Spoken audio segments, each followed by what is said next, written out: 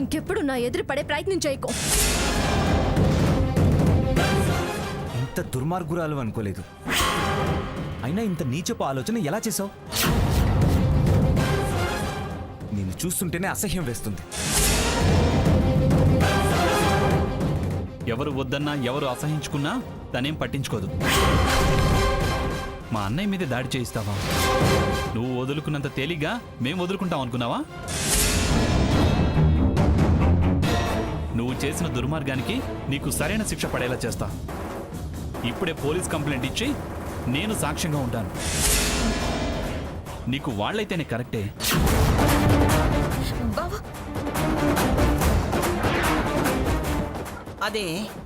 అదే నువ్వంటే వాడుకున్న అభిప్రాయం. తప్పే అని నువ్వెంత చెప్పినా వినలేదు.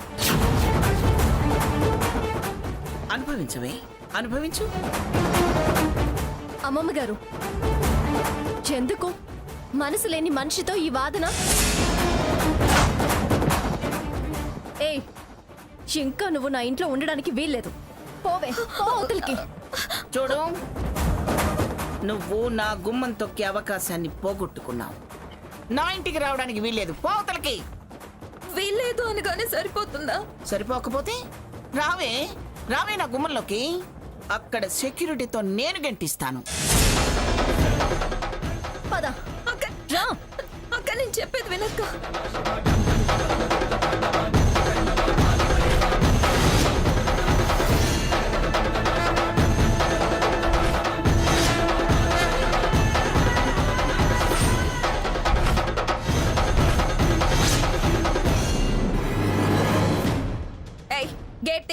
అమ్మగారు రానివద్దన్నారమ్మా. ఆవిడెవరు, నువ్వెవరు? పెద్దమ్మగారు రానివద్దన్నారు. గేట్ తీనమ్మా. ఆగమ్మా, ఆగండి, వెళ్ళండి.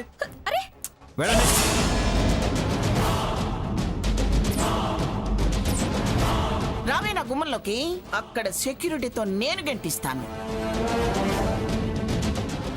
వీళ్ళు నెట్టితే మా అమ్మ వాళ్ళ ఇల్లుంది, అక్కడికి వెళ్తాం.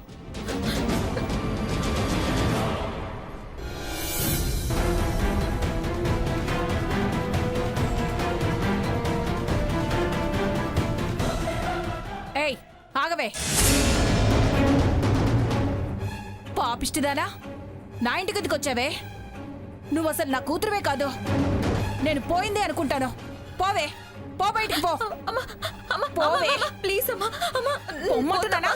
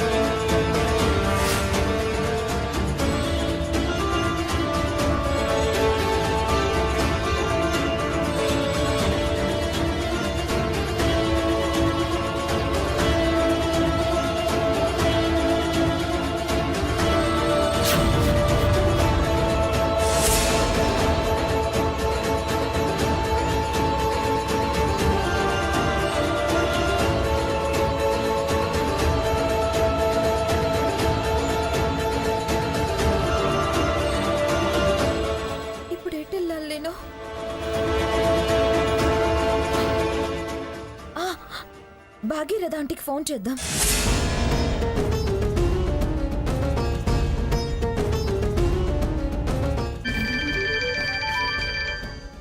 స్వర్ణ ఏంటిది ఇప్పుడు ఫోన్ చేస్తోంది?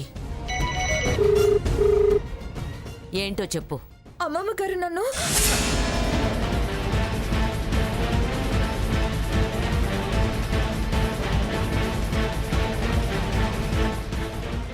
అయితే నన్నేం చేయమంటావు? అలా అంటారేంటి? ఆ ప్లాన్ వేసింది మీరే కదా. ఏంటి కేసులో నన్నిరికిద్దామని చూస్తున్నావా? పిచ్చి వేషాలు వేయకు. నీ చావు నువ్వు చావు. ఊరికే ఫోన్ చేసి విసిగించుకో.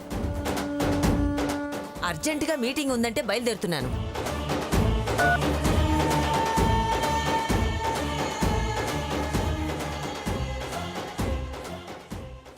ఈ విషయం గురించి వాసంతి అరోరాలకు కూడా చెప్దాం.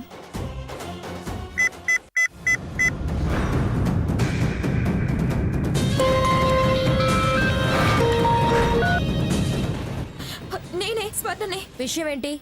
ఎక్కడున్నావే? ఏట్లో ఉన్నానే. అదేంటి అలా మాట్లాడుతున్నావు? విషయం చెప్పమంటే ఎక్కడున్నావని అడుగుతావేంటి? అదేం లేదే. అయ్యో అలాగా? నిన్ను మా ఇంటికి రమ్మందా? ఉన్నా మా వాళ్ళు నా మాట వినరు. పైగా మేము ఊర్లో లేమే. నేను అక్కడికి వచ్చాక కలుస్తానే. బాయ్. Hello hello. అటు పుట్టింటి వాళ్ళు రానివ్వరు, ఆ భాగీరథి గుమ్మం దాటనివ్వదు. నీ మంద ఎవరు ఎవరు నేను దగ్గరకు రానివ్వరు. నీ బతుకు బజారు పాలై జైలు పాలైపోతావు.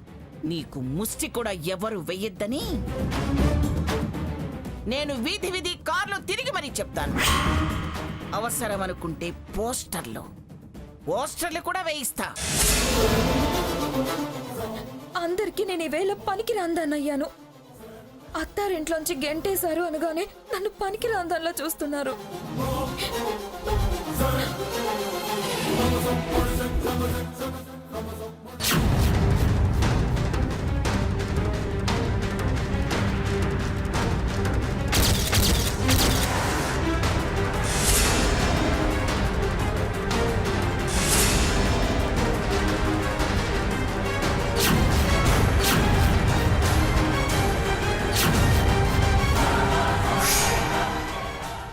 ఎస్ఐ గారు, మా అన్నయ్య మీద దాడి చేయించింది ఈవిడే. ఏంటమ్మా మనుషుల మీద దాడి చేయించడం ఏంటి? అయ్యో నాకేం తెలీదండి. తెలుసో తెలీదో అన్ని స్టేషన్లో తెలుస్తాం. ముందు జీపెక్కు. చాలా మొండిదండి. మామూలుగా అడిగితే చెప్పదు. మీ పద్ధతిలో మీరు ప్రశ్నించండి, అన్ని నిజాలు బయటకు వస్తాయి. వచ్చి జీపెక్కమ్మా. నిజంగా నాకేం తెలియదు సార్. నిజానిజాలు ఎలా తేల్చాలో మాకు బాగా తెలుసు. ముందు నువ్వు పద. గట్టిగా ప్రశ్నించండి సార్. పదా.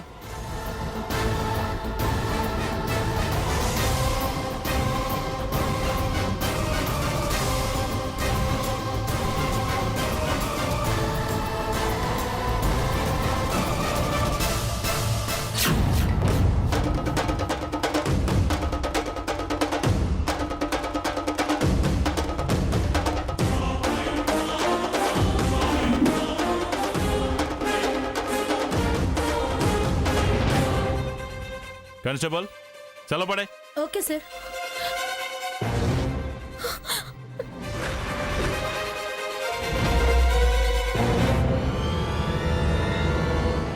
పోలీస్ అంటే పరాచకాల?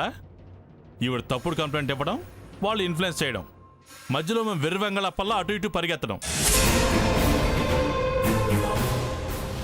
డెసిషన్స్ తీసుకునేది మీరే, డ్రాప్ అయిపోయేది మీరే. మరి మాకెందుకు ఫోన్ చేయడం, పరిగెత్తించడం? చెప్తా.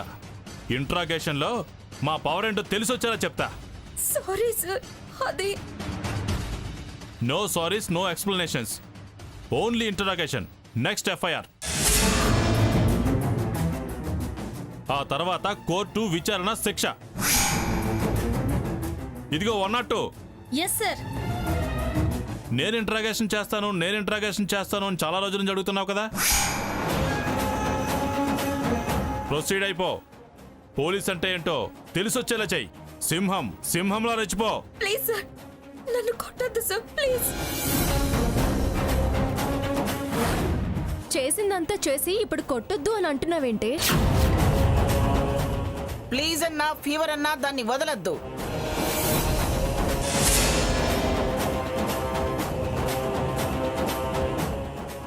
పట్టిన దెయ్యం వదిలేదాకా దాన్ని చావబాదండి.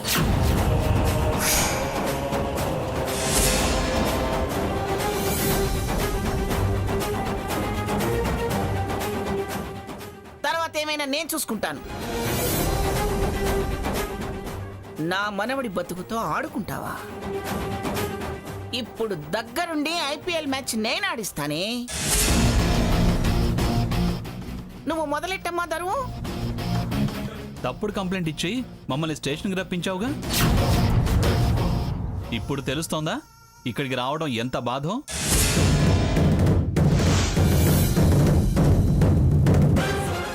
కూతురులా చూసుకునే మా అమ్మని ఆరళ్ళు పెట్టింది అంటావా? రాజీ రంపాన పెట్టింది అంటావా? ఇప్పుడు వీళ్ళు చేస్తారు నీకు మర్యాద. ఆ తర్వాత నేను అదే మొదలు పెడతా.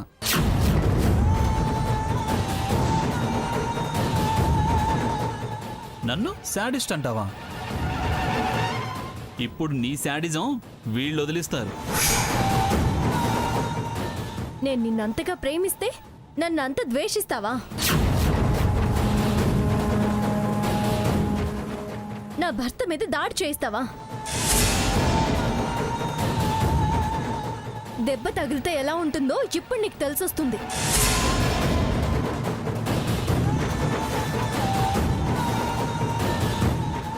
ఎందుకు దొంగ కంప్లైంట్ ఇచ్చావు? అయ్యో ప్లీజ్ సార్ నన్ను నమ్మండి. వదలద్దు. Constable, yes sir. కోటింగ్ ఇవ్వు.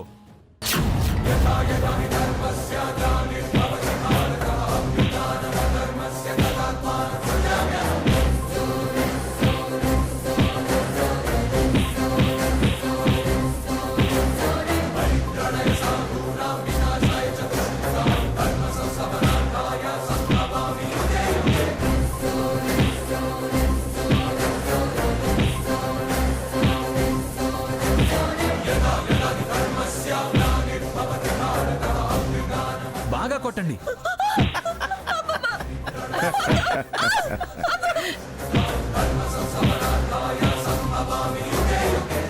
చెప్పమ్మా. ఇప్పుడు గుర్తొచ్చింది నీకు అమ్మమ్మ.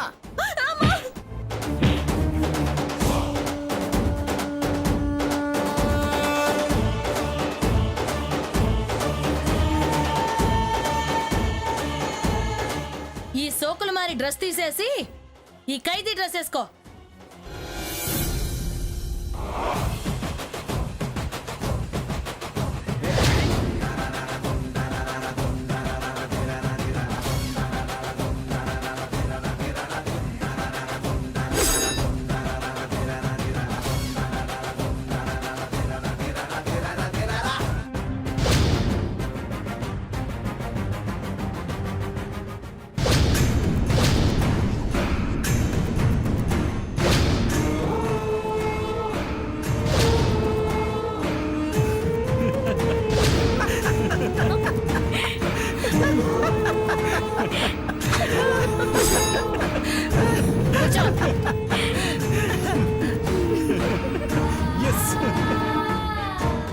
తినో.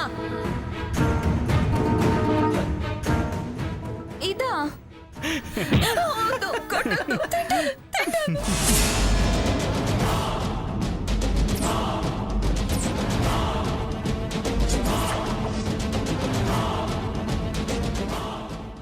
ఏ స్వర్ణాదేవి, చిప్పకూడ ఎలా ఉంది?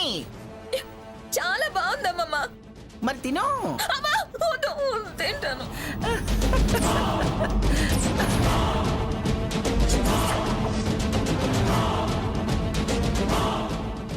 మంగా ఇదే కరెక్టు. ఇక ఇక్కడే శాశ్వతంగా ఉంచడం బెటరు. ఎస్ఐ గారు, ఇంకో 10-15 సెక్షన్లు రాసేసి మొత్తం ఇరికించి పడేయండి. లైఫ్ అంతా ఇక్కడే ఉండాలి.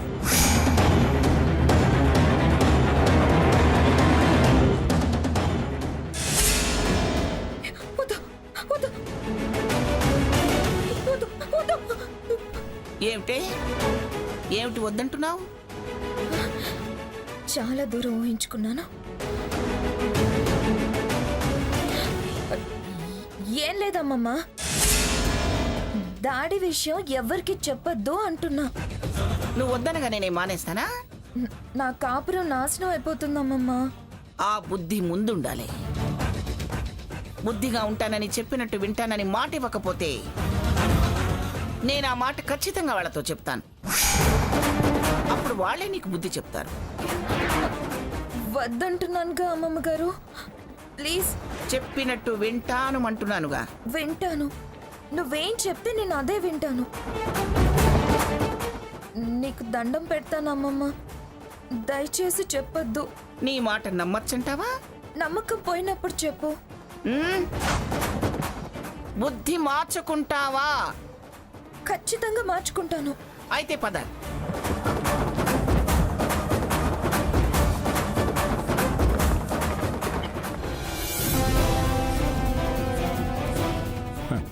నేను చెప్పానా ఏ పాముకి ఏ మంత్రం వేయాలో దానికి బాగా తెలుసు.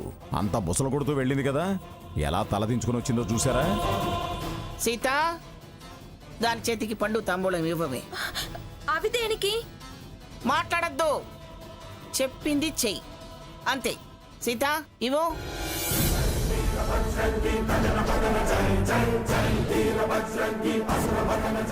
అవి స్వామివారికి ఇచ్చి తప్పైంది క్షమించమని అడిగి పాదాభివందనం చేసి ఆశీర్వచనం తీసుకో. పాదాభివందనం చేయాలా? అప్పుడే చేసిన పాపం పోయేంత పుణ్యమైన దక్కుతుంది. తీసుకో. చెప్పినట్టు చేస్తావా, మా దారి మమ్మల్ని చూసుకోమంటావా? ఆ, ఆ, చేస్తాను చేస్తాను.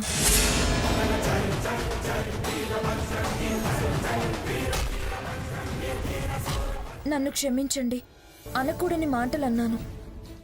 నన్ను ఆశీర్వదించండి. దీర్ఘ సుమంగళీ భవ, దీర్ఘాయుష్మాను భవ, అష్టైశ్వర్య ప్రాప్తిరస్తు. తప్పు తెలుసుకోవటం, పశ్చాత్తాప పడటం కంటే గొప్ప విషయం మరొకటి లేదు. సద్భావన కలిగి ఉంటే చాలమ్మా, సన్మార్గం అదే నడిపిస్తుంది. కూర్చో. ఇందాకెలా కూర్చున్నావా అలా కూర్చో. దీర్ఘ సుమంగళీ భవ, దీర్ఘాయుష్మాను భవ, అష్టైశ్వర్య ప్రాప్తిరస్తు. తప్పు తెలుసుకోవటం, పశ్చాత్తాప పడటం కంటే గొప్ప విషయం మరొకటి లేదు. సద్భావన కలిగి ఉంటే చాలమ్మా, సన్మార్గం అదే నడిపిస్తుంది. కూర్చో. ఇందాకెలా కూర్చున్నావా అలా కూర్చో.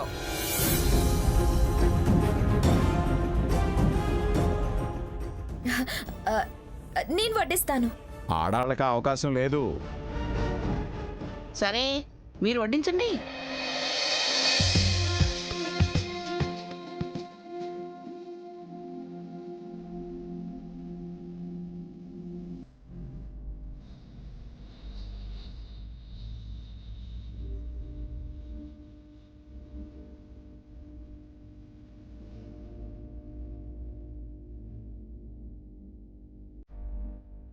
మనోవాంఛాఫల సిద్ధిరస్తు.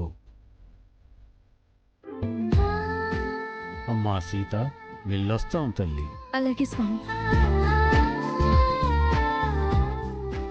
స్వామి, దీర్ఘాయుష్మాన్ భవ, దీర్ఘ సుమంగళీ భవ. మావయ్య గారు, మీరంతా కూర్చోండి, నేను వడ్డిస్తాను. లేదు లేదు, మీరు కూర్చోండి, నేను వడ్డిస్తాను. ఓ పని చేయండి, వేపురాళ్ళిద్దరు వడ్డించండి, మేమంతా భోంచేస్తాం. Correct correct. చివరిగా మీరు తిందురు గాని, అప్పుడే పంచాయతీ ఉండదు. కూర్చోండి. వంట మాదే వడ్డన మాదే అన్నారుగా, మీకు వడ్డన అవసరం లేదు, మీకు మీరే పెట్టుకుని తినండి. వీళ్ళంతా వడ్డానికి వచ్చినప్పుడే ఆ కండిషన్ రద్దయింది. ఆహా, ఏమి లీగల్ పాయింట్ పట్టుకున్నారు? ఇప్పుడు మీరు జడ్జి అనిపించుకున్నారు. అంటే ఏం లేదులేండి బాబాయ్ గారు, ఏదో మిమ్మల్ని ఉడికించడానికి పిన్నిగారు అలా అంటున్నారు. ఆ మాత్రం తెలిస్తే రిటైర్డ్ కాకముందే సుప్రీం కోర్టు జడ్జి అయి ఉండేవారు. మంగా సరే సరే కానివ్వండి, అసలే మీరు ఆకలి కాగలేరు, పైగా షుగరు. పదండి.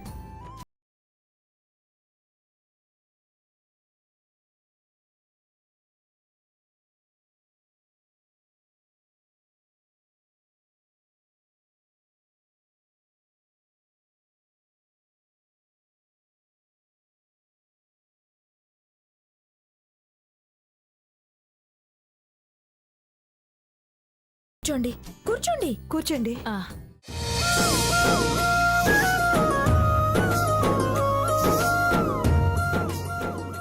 మిమ్మల్ని మళ్ళీ ఇలా చూస్తాననుకోలేదే.